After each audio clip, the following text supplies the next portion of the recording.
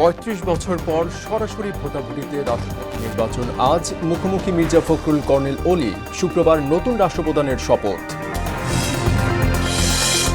মার্কিন কোম্পানির টার্মিনাল থেকে ফের গ্যাস সরবরাহ বন্ধ, সংকট বাড়ার আশঙ্কা। স্পট মার্কেট থেকে 14 কার্গো এলএনজি কিনছে সরকার। হামডেঙ্গুতে কাটছে না উদ্বেগ, ফেনীতে 19 দিনেই মশাবাহিত রোগে আক্রান্ত 71 জন। গাজীপুরের কয়েকটি হাসপাতালে নেই পরীক্ষার যন্ত্রপাতি। এবং কেনিয়ায় হেলিকপ্টার বিধ্বস্ত হয়ে ইকুয়েডরের গোয়েন্দা প্রধান সহ 7 জনের মৃত্যু, নিহতদের মধ্যে 5 জন মার্কিন নাগরিক।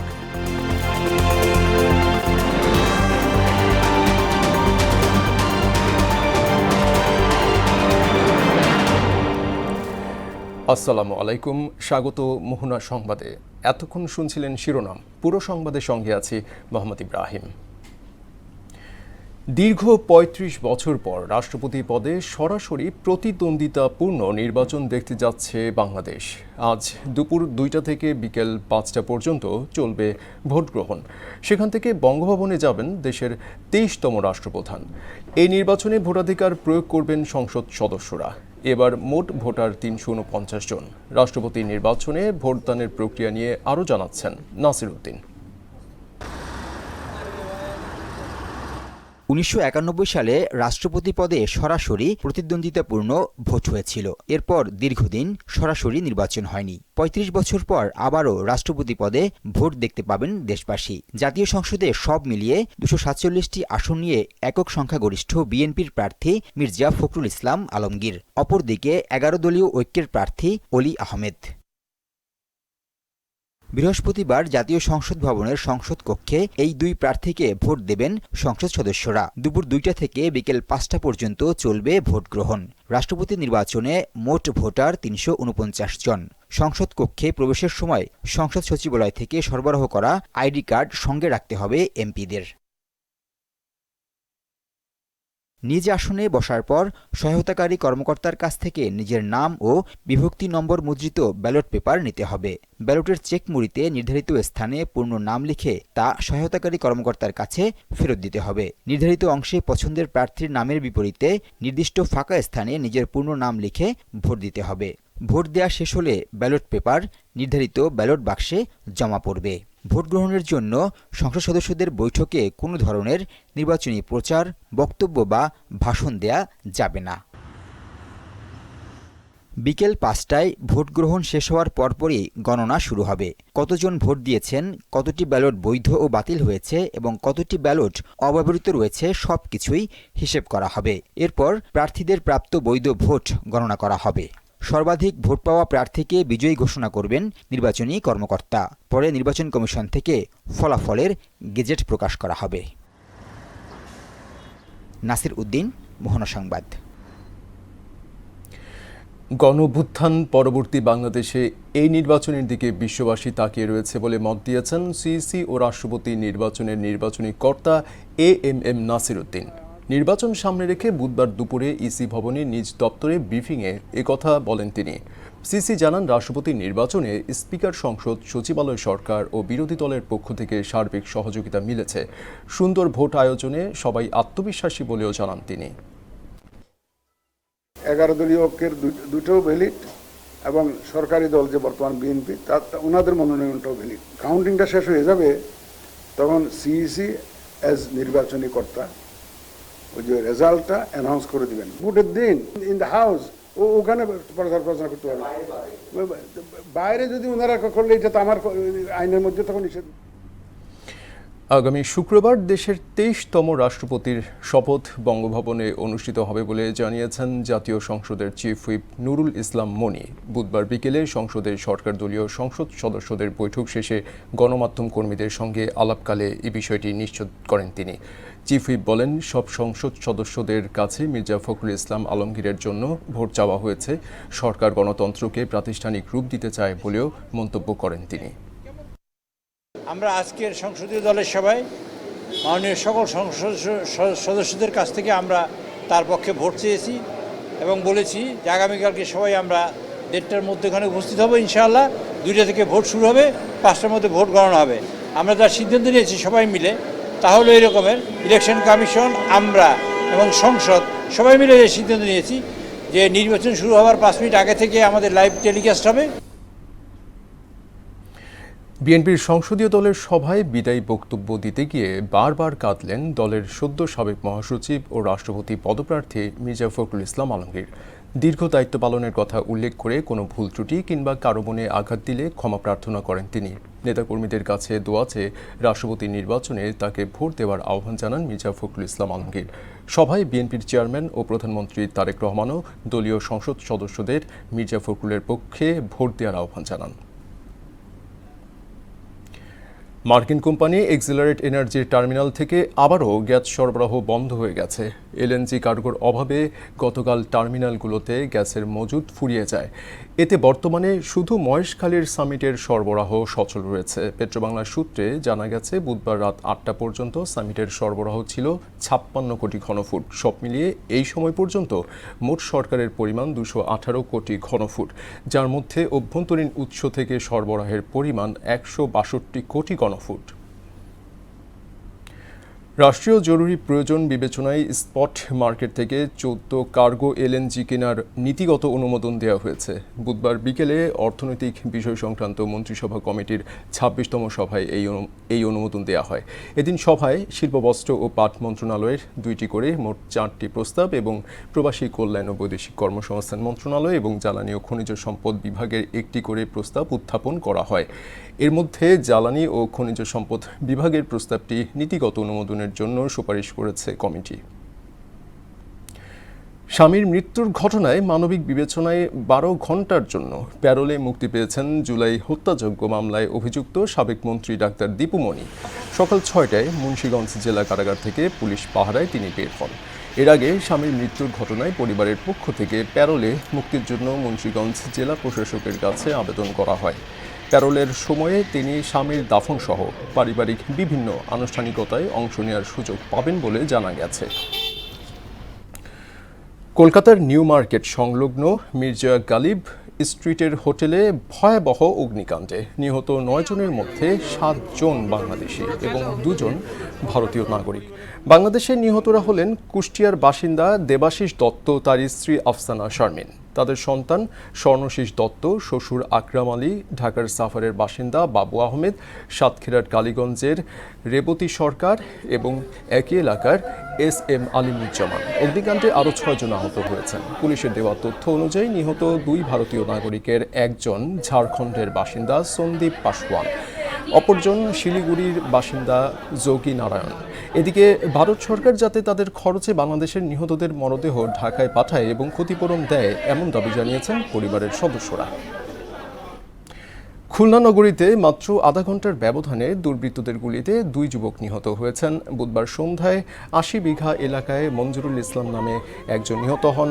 আধা ঘন্টার ব্যবধানে পূর্বের ঘটনাস্থলের 300 গজ দূরে গুলিতে নিহত হন নাজমুল নামের আরেকজন। পরপর 2 হত্যাকাণ্ডে এলাকায় আতঙ্ক ছড়িয়ে পড়েছে। আইনশৃঙ্খলা পরিস্থিতির অবনতি নিয়ে অভিযোগ করেন স্বজনরা। কেএমপির সহকারী কমিশনার শফিকুল ইসলাম জানান, 2 হত্যাকাণ্ডের কারণ অনুসন্ধান ও জড়িতদের গ্রেপ্তারে একাধিক টিম কাজ করছে। এখানে আমরা থানার টিম, আমাদের ডিবি টিম এবং র্যাবের একটা টিম আছে। আমরা যৌথ অভিযান পরিচালনা করব। আশা করি এই ঘটনার পিছনের কারণ কি এবং কারা জড়িত তাদেরকে আমরা গ্রেপ্তার করতে সমর্থ হব। দেশ জুড়ে গত 24 ঘন্টায় হামের উপসর্গ নিয়ে আরও 4 শিশুর মৃত্যু হয়েছে। ওই সময়ে আরও 1018 জনের শরীরে হাম ও এর উপসর্গ দেখা গেছে। স্বাস্থ্য অধিদপ্তরের হাম বিষয়ক নিয়মিত প্রতিবেদনে এ তথ্য জানানো হয়েছে। গত একদিনে হামের উপসর্গ নিয়ে ঢাকা বিভাগেই 2 শিশুর মৃত্যু হয়েছে। বাকি 2 জন সিলেট ও বরিশাল বিভাগের। গত 15 মার্চ থেকে এখন পর্যন্ত সারা দেশে হাম ও উপসর্গে মোট 922 জনের মৃত্যু হয়েছে। ফেনীতে দিন দিন বাড়ছে ডেঙ্গুর প্রকোপ। চলতি মাসে জেলায় নতুন করে ডেঙ্গু শনাক্ত হয়েছে 71 জনের শরীরে, অর্থাৎ 2026 সালের প্রথম 7 মাসে শনাক্ত রোগীর অর্ধেকেরও বেশি শনাক্ত হয়েছেন সবশেষ 19 দিনেই। এই বছর ডেঙ্গু রোগীর সংখ্যা দাঁড়িয়েছে 172 জনে। পরিস্থিতি নিয়ন্ত্রণে চিকিৎসকের শরণাপন্ন হওয়ার পাশাপাশি এডিস মশার প্রজনন স্থল ধ্বংসে জোর দিচ্ছে স্বাস্থ্য বিভাগ। সুরঞ্জিত নাগের তথ্যচিত্রে তাহসিন তারিনের প্রতিবেদন। ফেনীতে দিন দিন বেড়েই চলেছে ডেঙ্গু রোগীর সংখ্যা। চলতি বছরের জানুয়ারি থেকে জুলাই পর্যন্ত 7 মাসে ডেঙ্গু শনাক্ত হয়েছিল 101 জনের। অথচ আগস্টের প্রথম 19 দিনেই রোগটিতে আক্রান্ত হয়েছে আরও 71 জন। আগস্ট শেষ হওয়ার আগেই নতুন রোগীর সংখ্যা ছাড়িয়ে গেছে বিগত কয়েক মাসের গড়কে। বর্তমানে ফেনী জেনারেল হাসপাতালে 5 জন ও দাগনভূঞা উপজেলা স্বাস্থ্য কমপ্লেক্সে 2 জন ডেঙ্গু রোগী চিকিৎসাধীন রয়েছে। উপজেলা ভিত্তিক শনাক্তের তালিকায় সবচেয়ে বেশি রোগী ফেনী সদরে 101 জন, দাগনভূঞায় 29, সোনাগাজীতে 19, ছাগলনাইয়ায় 10, পরশুরাম 8 এবং ফুলগাজীতে 5 জন। এদিকে পর্যাপ্ত সেবা না পাওয়ার অভিযোগ করেছেন রোগী ও স্বজনরা। এখানে 3 দিন আসছি, আর দেশে এখানে বাড়িতে আসলাম 2 দিন। রোগী নামাই দিয়ে ডজবার দেখিয়েছি, এরা আসে, আইবো যাইবো দেখবো। এখানে সিস্টাররা ডাকলেও আসে না, অবহেলা করে মানুষকে। সীমার বাইরে কালকে মানে জ্বরে ব্যথায় কত করতে পারতেছে না, আত্মাবে হয়ে যায়। আমরা তো আছি, এটা কি একটু সহযোগিতা পাইলে, সহযোগিতাটা পাইতে আছি, সবটা কি নিয়ে আছি। জ্বর সহ ডেঙ্গুর উপসর্গ দেখা দিলে অবহেলা না করে চিকিৎসকের পরামর্শ নেওয়ার নির্দেশনা দিয়েছে স্বাস্থ্য বিভাগ। ডেঙ্গু আক্রান্ত হয়ে গেলে একটা রিস্ক থাকেই, যেমন কারো যদি এটা মেমব্রেন লিকেজ হয়, হাইপোভলিউমিয়া হয়, এই শরীরে বিভিন্ন জায়গায় ব্লিডিং হতে পারে, আপনি যত চিকিৎসা করেন তাকে হয়তো বাঁচানো যাবে না। সুতরাং এটা চিকিৎসার চাইতে প্রতিরোধ ব্যবস্থাটাই উত্তম। ফেনীতে চলতি বছর এখন পর্যন্ত 172 জন ডেঙ্গু রোগীর অধিকাংশই চিকিৎসা নিয়ে সুস্থ হয়ে বাড়ি ফিরেছেন। রোগ নিয়ন্ত্রণে এডিস মশার প্রজননস্থল ধ্বংসের পাশাপাশি জনসচেতনতাকে গুরুত্ব দিচ্ছেন সংশ্লিষ্টরা। তাহসিন তারিন, মোহনা সংবাদ। গাজীপুরের শহীদ তাজউদ্দিন আহমদ মেডিকেল কলেজ হাসপাতালের সিটি স্ক্যান ও MRI মেশিন অচল হয়ে পড়েছে। সরকারি হাসপাতালে কম খরচে পরীক্ষা করাতে না পেরে চরম দুর্ভোগে পড়েছেন সাধারণ রোগীরা। বাধ্য হয়ে বেসরকারি ডায়াগনস্টিক সেন্টারে ছুটতে হচ্ছে রোগীদের, গুনতে হচ্ছে দ্বিগুণ অর্থ। আতিকুর রহমান আমিরের তথ্যচিত্রে জানাচ্ছেন ডলি বিনতে মনোয়ারা। গাজীপুর শহরের প্রাণকেন্দ্রে অবস্থিত শহীদ তাজউদ্দিন আহমেদ মেডিকেল কলেজ হাসপাতাল। খরচ কম ও চিকিৎসার মান ভালো হওয়ায় প্রতিদিন সরকারি এই হাসপাতালে ভিড় করেন প্রায় 4000 রোগী।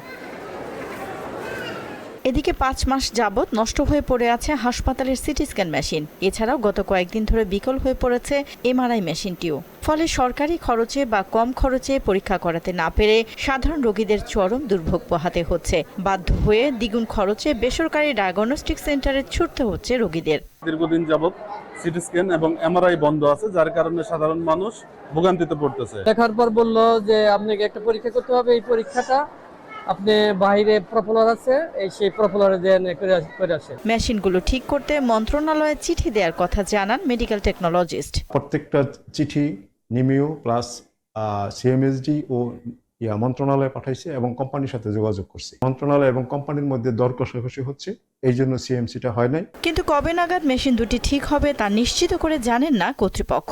সিটি স্ক্যান মেশিনটা একটু বেশি দিন ধরে 4-5 মাস ধরে বন্ধ আছে। MRI মেশিনটার ব্যাপারে আমি আগেই 6 মাস থাকতেই এটাকে কন্টিনিউ একটা CMC বলা হয়, যেটা দিয়ে এটা মেইনটেনেন্স করা হয়। এটার সাথে কোম্পানির সাথে আমরা যেতে চেয়েছিলাম, কিন্তু সরকার যে হারে এটা করতে চান এটা সে হারে না, তার চেয়ে ওরা অনেক বেশি দর দেওয়াতে ওটা নেগোশিয়েট করা যায়নি। শীঘ্রই মেশিনগুলি সচল করে রোগীদের কাঙ্ক্ষিত সেবা নিশ্চিত করার দাবি জানিয়েছেন ভুক্তভোগীরা। ডলি বিনতে মনোয়ারা, মোহনা সংবাদ। বর্ষা মৌসুমে প্রাণ ফিরে পায় পিরোজপুরের নেছারাবাদের শতবর্ষী নৌকার হাট। নদী ও খাল বেষ্টিত এই জনপদে সপ্তাহে 2 দিন খালের জলে ভেসে ভেসে চলে বাহারি সব নৌকার বেচাকেনা। প্রতি হাটে বিক্রি হয় শত শত নৌকা। তবে ঐতিহ্যবাহী এই হাটকে ঘিরে ভোগান্তির অভিযোগও রয়েছে ক্রেতা বিক্রেতাদের। পিরোজপুর থেকে নুরুদ্দিনের পাঠানো তথ্যচিত্রে জানাচ্ছেন মিশাল বিনতে আনোয়ার। খালের তীরে সারি সারি বাঁধা চাম্বল, মেহগুনি, করই কিংবা রেন্টি কাঠের তৈরি ছোট বড় ডিঙ্গি নৌকা। বর্ষা বাড়তেই বিক্রেতাদের হাঁকটাকে মুখরিত পিরোজপুরের নেছারাবাদ উপজেলার আটঘর কুরিয়ানা খালের শতবর্ষী নৌকার হাট। সপ্তাহের প্রতি শুক্র ও সোমবার সকাল থেকেই জমে ওঠে এই ভাসমান হাট। জ্যৈষ্ঠ থেকে আশ্বিন এই 5 মাস হাটে চলে কেনাবেচার ধুম। দক্ষিণাঞ্চলে জলবেষ্টিত এই অঞ্চলে যাতায়াত, মাছ ধরা, পেয়ারা ও আমড়া পরিবহন কিংবা নার্সারির কাজে এখনও নৌকার বিকল্প নেই। ফলে প্রতি হাটে বিক্রি হয় শত শত নৌকা। আর এই মৌসুমকে ঘিরে দিনরাত ব্যস্ত সময় পার করেন শতাধিক কারিগর ও ব্যবসায়ী। পেয়ারা বাগান এবং এখানকার নৌকার হাট যেটা, এটা সচরাচর আমাদের গ্রাম বাংলা থেকে একেবারে বিলুপ্ত প্রায়, যে এখানে এসে ভালো লাগলো। এখানে কম দামে পাওয়া যায়, সেজন্য এখানে আসা। অনেক জায়গা থেকে এখানে অনেক ভালো, কম টাকা একটু কমে কিনা যায়। বিশুদ্ধ পানির ব্যবস্থা নেই, টয়লেট নেই এবং যাত্রী শ্রেণী নেই, কোনো ঘাটলার সুব্যবস্থা নেই। বাজারে যে উন্নয়ন যে ডাক হয় সরকারি, সেই হিসেবে আমাদের এখানে কোনো কাজ তেমন হয় না। ঐতিহ্যবাহী এই হাট দেখতে দেশের নানা প্রান্ত থেকে পর্যটকরা এলেও নেই পর্যাপ্ত ঘাট ও অবকাঠামোগত সুযোগ সুবিধা। তবে সমস্যার সমাধানে নানামুখী পদক্ষেপের কথা জানায় উপজেলা নির্বাহী কর্মকর্তা। পর্যটক আসছেন বা আসবেন, তাদের আসাটা এবং তাদের থাকা খাওয়া সহ সার্বিক নিরাপত্তা জনিত যে কোনো ধরনের ব্যবস্থাপনা, সেটা যেন আমরা আরো বেশি উন্নত করতে পারি, এটা জেলা একটা পরিকল্পনা গ্রহণ করেছে। আমরা নিজেরাও উপজেলা পর্যায় থেকে একটি পরিকল্পনা গ্রহণ করেছি। আধুনিকতার ছোঁয়ায় সড়ক যোগাযোগ উন্নত হলেও নদীমাতৃক রূপসী বাংলার ঐতিহ্যকে আজও বুক দিয়ে আগলে রেখেছে পিরোজপুরের এই ভাসমান নৌকার হাট। মিশাল বিনতে আনোয়ার, মোহনা সংবাদ। আন্তর্জাতিক প্রসঙ্গ। কেনিয়ার সাম্বুরু কাউন্টিতে এক ভয়াবহ হেলিকপ্টার দুর্ঘটনায় ইকুয়েডরের গোয়েন্দা প্রধান মিশেল সেনজি কন্টুজি ও তার স্ত্রী সহ অন্তত 7 জন নিহত হয়েছেন। বুধবার লুইসাবা সংরক্ষণ এলাকা থেকে ইয়ো আসো নিরো নদীর দিকে যাওয়ার সময় ইউরোকপ্টার EC-130B4 মডেলের বিমানটি বিধ্বস্ত হয়। নিহতদের মধ্যে ইকুয়েডরের গোয়েন্দা প্রধান ছাড়াও 5 জন মার্কিন নাগরিক রয়েছেন, যার মধ্যে NBC ইউনিভার্সালের সাংবাদিক হোসে আলবার্তো সোয়ারেজও অন্তর্ভুক্ত। কেনিয়া সিভিল এভিয়েশন অথরিটি ও সংশ্লিষ্ট কর্তৃপক্ষ এই মর্মান্তিক দুর্ঘটনার সত্যতা নিশ্চিত করে গভীর শোক প্রকাশ করে। পাটের ভালো দাম পেয়ে খুশি জয়পুরহাটে কৃষক। বর্তমানে গাছ কাটা, আঁশ ছাড়ানো, জাগ দেয়া ও শুকানোর কাজে ব্যস্ত সময় পার করছেন তারা। সংশ্লিষ্টরা বলছেন, ন্যায্য মূল্য নিশ্চিতের পাশাপাশি সরকারি পাট কেন্দ্রগুলো চালু হলে সোনালী আঁশের উৎপাদন আরও বাড়বে। মিলন রায়হানের তথ্যচিত্রে আরও জানাচ্ছেন মাহমুদা আক্তার। সোনালী আঁশ খ্যাত পাট চাষে লাভের স্বপ্ন দেখছেন জয়পুরহাটের কৃষকরা। চলতি বছর সামগ্রিক ফলন ভালো হওয়ায় এখন প্রত্যন্ত গ্রামীণ জনপদে চলছে পাট কাটা, মাড়াই ও শুকানোর কাজ। এবছর 3600 টাকা প্রতি মণ দরে পাট বিক্রি হচ্ছে। বিগত বছরের চেয়ে এবার পাটের ভালো দাম পেয়ে খুশি জয়পুরহাটের কৃষকেরা। আগে এর চাই কম ছিল, যার জন্য আমরা পাটের ফসলটা কম করি, কেউ কেউ করে কেউ কেউ করে না। এই বছর দাম বেশি আছে। পাট, কিষান, কাটা, ভুবনি সব দিতে আমাদের কিছুই থাকবে না। প্রায় 12-14 হাজার টাকা খরচ হয়ে যায়। পাট প্রায় ধরো 6-7 মণ 8 মণ যেমন পাট আবাদ হয়। বর্তমানে যদি আরেকটু দাম ভালো হতো তাহলে কৃষকরা আরো বেশি বেশি আমদানি করতে পারত। সরকার যদি আমাদের কিছু সাহায্য করে তাহলে আমরা আরো বেশি করে পাট লাগাতে পারবো। পাট চাষে কৃষকদের সব ধরনের পরামর্শ দিচ্ছে বলে জানায় কৃষি বিভাগ। এবছর জয়পুরহাট জেলায় পাটের আবাদ হয়েছে 2437 হেক্টর জমিতে। কৃষি বিভাগের সার্বিক কারিগরি সহযোগিতা এবং আবহাওয়ানুকূলে থাকায় এখন পর্যন্ত পাটের বাম্পার ফলন হয়েছে। আমাদের যে বাজার দর আছে, এই বাজার দর যদি অব্যাহত থাকে সেক্ষেত্রে কৃষকরা ব্যাপকভাবে লাভবান হবে। জেলায় এবার 2437 হেক্টর জমিতে পাটের আবাদ হয়েছে। মাহমুদা আক্তার, মোহনা সংবাদ। এবার সারা দেশে অনুষ্ঠিত সভা সমাবেশ নিয়ে প্রতিনিধিদের পাঠানো তথ্যচিত্রের ডেস্ক রিপোর্ট। বরিশালে কর্মরত সাংবাদিকদের সাথে মতবিনিময় করেন বরিশাল রেঞ্জের নবাগত ডিআইজি মোহাম্মদ জুলফিকার আলী হায়দার। ফরিদপুরে নানা আয়োজনের মধ্য দিয়ে জাতীয়তাবাদী স্বেচ্ছাসেবক দলের 46তম প্রতিষ্ঠা বার্ষিকী উদযাপন করা হয়েছে। জয়পুরহাটে স্বেচ্ছাসেবক দলের প্রতিষ্ঠা বার্ষিকী উপলক্ষে র্যালি, আলোচনা সভা হয়েছে। তরুণ তরুণীদের আর্থিকভাবে সক্ষমতা বৃদ্ধিতে উদ্যোক্তা গড়তে ব্র্যাকের unlocking financial solutions for youth enterprise development প্রকল্পের সমাপনী অনুষ্ঠান হয়েছে। বান্দরবানে গ্রাম উন্নয়ন সংগঠনের আয়োজনে ওয়ার্ল্ড ভিশন বাংলাদেশের সহযোগিতায় ওয়াশ বিষয়ক যৌথ পরিকল্পনা সভা হয়েছে। নওগাঁয় বাংলাদেশ জাতীয়তাবাদী স্বেচ্ছাসেবক দলের 46তম প্রতিষ্ঠা বার্ষিকী উপলক্ষে আলোচনা সভা ও বিভিন্ন কর্মসূচি হয়েছে। নৌযান শুমারি সফল করেই সমৃদ্ধ বাংলাদেশ গড়ি প্রতিপাদ্যকে সামনে রেখে সিরাজগঞ্জে নৌযান শুমারি উপলক্ষে প্রচারণা ও র্যালি অনুষ্ঠিত হয়েছে। নৌযান শুমারি উপলক্ষে রাঙামাটিতে বর্ণাঢ্য র্যালি হয়েছে। বাংলাদেশ জাতীয়তাবাদী স্বেচ্ছাসেবক দলের 46তম প্রতিষ্ঠাবার্ষিকী উপলক্ষে নাটোরের র্যালি আলোচনা সভা হয়েছে। রংপুরে নজরুল বর্ষ উপলক্ষে শিক্ষার্থীদের অংশগ্রহণে সাংস্কৃতিক প্রতিযোগিতা আয়োজনের লক্ষ্যে মতবিনিময় সভায় প্রধান অতিথি ছিলেন প্রধানমন্ত্রী তথ্য উপদেষ্টা ডক্টর জাহেদুর রহমান। ব্রাহ্মণবাড়িয়ার কসবায় মাদক ও সামাজিক অবক্ষয় রোধ এবং শিক্ষার মানোন্নয়ন নিয়ে সেমিনার হয়েছে।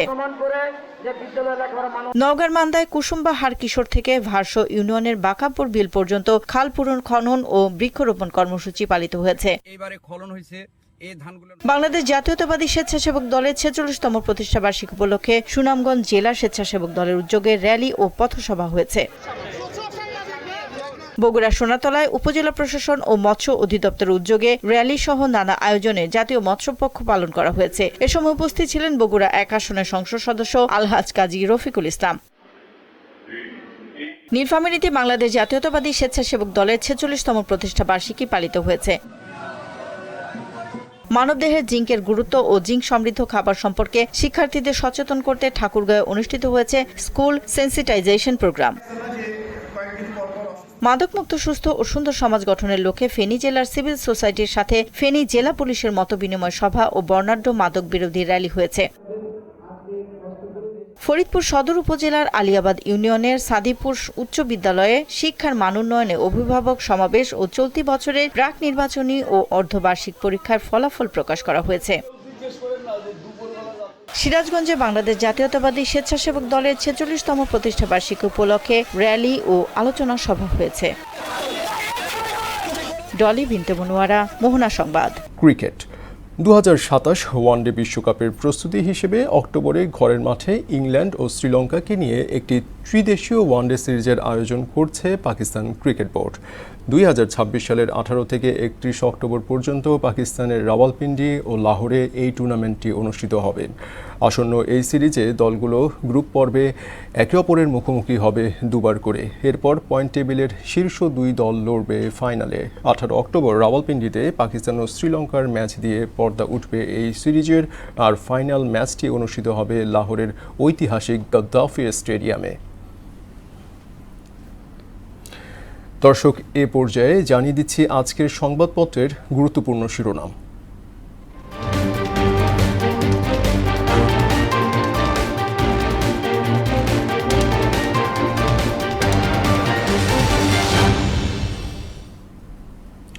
দর্শক, এই মুহূর্তে আমাদের হাতে বেশ কয়েকটি পত্রিকা চলে এসেছে। আমরা একে একে করে তার শিরোনামগুলো জানিয়ে দিচ্ছি। প্রথমেই শিরোনাম করেছে প্রথম আলো। 20 আগস্টের শিরোনাম, রাষ্ট্রপতি নির্বাচনে ভোট আজ। সংসদীয় দলের বিদায়ী বক্তব্যে আবেগাপ্লুত মির্জা ফখরুল। হামে আক্রান্ত শিশুদের 65% অপুষ্টির শিকার। দৈনিক ইত্তেফাক শিরোনাম করেছে, অনেক এমপির সঙ্গে এলাকায় দলের দূরত্ব, ঐক্য রাখতে হবে। সংসদীয় দলের সভায় এমপিদের সতর্ক করে প্রধানমন্ত্রী। 35 বছর পর রাষ্ট্রপতি পদে আজ ভোট, কাল বঙ্গভবনে শপথ। কলকাতায় অগ্নিকাণ্ডে 7 বাংলাদেশের মৃত্যু। সমকাল শিরোনাম করেছে, কলকাতার হোটেলে আগুনে 7 বাংলাদেশের মৃত্যু। 7.5 মাসে 123 গুলির ঘটনা, নিহত 59। কার্গো সংকটে গ্যাসের ঘাটতি কাটছে না। বাংলাদেশ প্রতিদিনের শিরোনাম, কেন নিয়ন্ত্রণে আসছে না মশা, চলতি বছরে ঝরেছে 76 প্রাণ। পরিস্থিতি নিয়ন্ত্রণে সমন্বিত কার্যক্রমের ওপর জোর বিশেষজ্ঞদের। যুগান্তর, নবম পে স্কেলের গেজেট সেপ্টেম্বরের দ্বিতীয় সপ্তাহে। 35 বছর পর ভোট গ্রহণ, মির্জা ফখরুলকে রাষ্ট্রপতি ঘোষণার আনুষ্ঠানিকতা আজ। বিদায়ী সভায় কাঁদলেন মির্জা ফখরুল, ভোট চাইলেন প্রধানমন্ত্রী। রাজনীতিতে নানা আলোচনা, অস্বস্তি। আমার দেশের শিরোনাম, কলকাতায় অগ্নিকাণ্ডে প্রাণ গেল 7 বাংলাদেশের, হোটেলটি নিম্নমানের, অনুমোদন নিয়ে পশ্চিমবঙ্গে বিতর্ক। সিএনজি পাম্পে ভোগান্তি বেড়েছে, প্রেসার কমেছে, বাসা ও শিল্পাঞ্চলে গ্যাস সংকট। দর্শক, এই ছিল সংবাদপত্রের গুরুত্বপূর্ণ শিরোনামগুলো। শেষ করব মোহনা সংবাদ। যাবার আগে শিরোনামগুলো আরও একবার।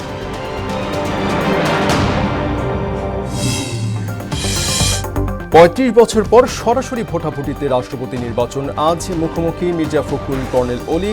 শুক্রবার নতুন রাষ্ট্রপ্রধানের শপথ।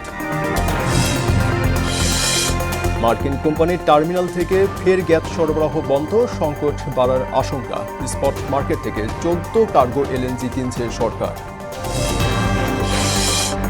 হাম ডেঙ্গুতে কাটছেই না উদ্বেগ। ফেনীতে 19 দিনেই মশাবাহিত রোগে আক্রান্ত 71 জন। গাজীপুরের কয়েকটি হাসপাতালে নেই পরীক্ষার যন্ত্রপাতি। এবং কেনিয়ায় হেলিকপ্টার বিধ্বস্ত হয়ে ইকুয়েডরের গোয়েন্দা প্রধান সহ 7 জনের মৃত্যু। নিহতদের মধ্যে 5 জন মার্কিন নাগরিক।